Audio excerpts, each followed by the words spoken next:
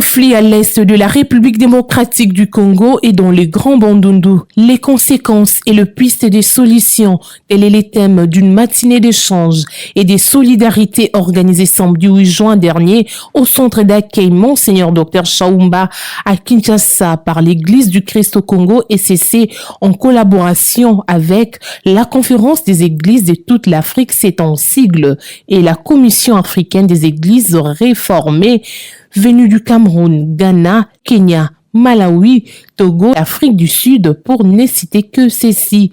Un moment crucial qui a permis aux différents intervenants de réfléchir ensemble sur le problème d'insécurité qui ronge la République démocratique du Congo. L'un des conférenciers, Julien Paluku, ministre en charge du commerce extérieur et ancien gouverneur de la province du Nord Kivu, dit avoir passé en revue les contextes généraux de la crise à l'est du pays. Cette crise devrait dépasser les dimensions nationales pour avoir une dimension régionale internationale. Et nous avons avec notre compatriote ici, Christian Mukendi, essayé un peu de passer en revue le contexte général de la crise à l'Est, depuis le début jusqu'à ce jour, pour montrer à toute l'opinion nationale, régionale et internationale que la région de Grand Lac est ponctuée par des moments de rupture de paix qui sont souvent mal connus au niveau international, mais pour lesquels c'est seulement la crise dans les pays voisins qui semble être connue, notamment le génocide rwandais qui a été commis en 1994.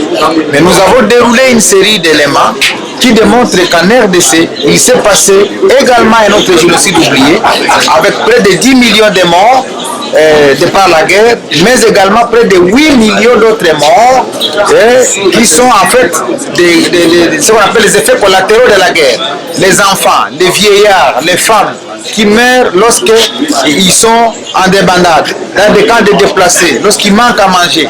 Tout cela constitue des problèmes majeurs que nous avons essayé un peu d'expliquer et montrer comment le véritable mobile de la guerre, c'est notamment la poursuite de l'exploitation illicite des richesses à l'est du pays.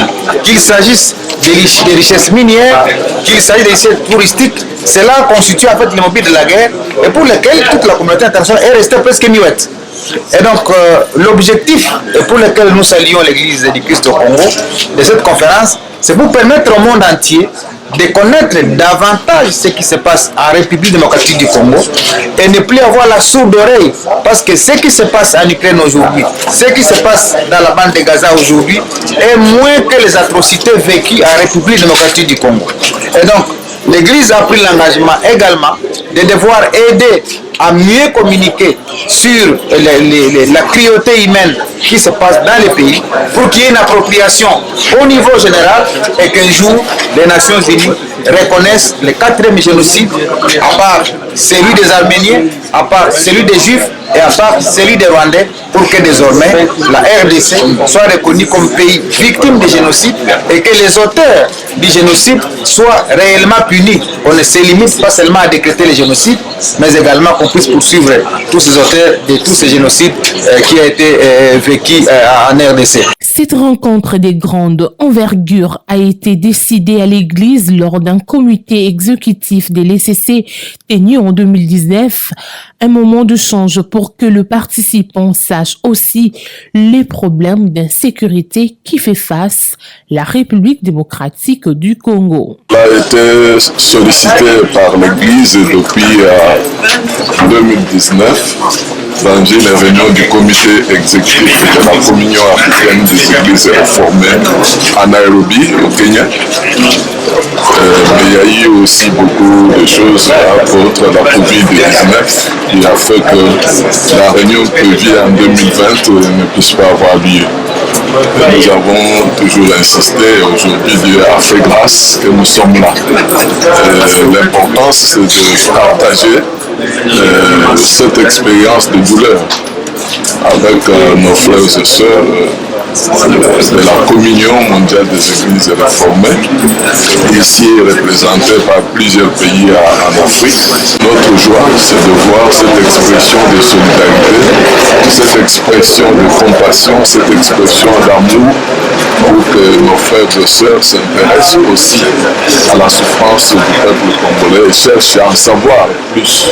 Nous pensons que la suite est bonne dans cette démarche de la communion des églises réformées. Après cette étape, lundi 10 juin 2024, le deuxième vice-président national des LCC, les révérends Isaac Kalonji, ensemble avec la délégation de la conférence des églises de toute l'Afrique, CETA, et la Commission africaine des églises réformées ont rencontré les présidents de la Chambre haute et de la Chambre basse du Parlement congolais. Au sortir de cette rencontre, le révérend Isaac Kalonji a fait savoir l'importance de ces entretiens qui, selon lui, s'inscrit dans le cadre de la collaboration entre l'Église et l'État congolais. En tant qu'Église, nous sommes un appui pour accompagner le gouvernement. Ils sont venus de plusieurs pays. Nous ne pouvons pas les faire passer sans présenter les civilités aux autorités politiques du pays. C'est ainsi que nous sommes venus présenter les civilités au président du Sénat. Et nous avons échangé. Nous sommes tous contents, les deux parties ont accepté de cheminer ensemble pour le bien de notre peuple, pour la paix et pour l'avenir meilleur du Congo. Le CC attend l'accompagnement. Nous pensons que c'est une institution du pays et l'accompagnement avec le Sénat, comme aussi avec les autres institutions du pays, est indispensable.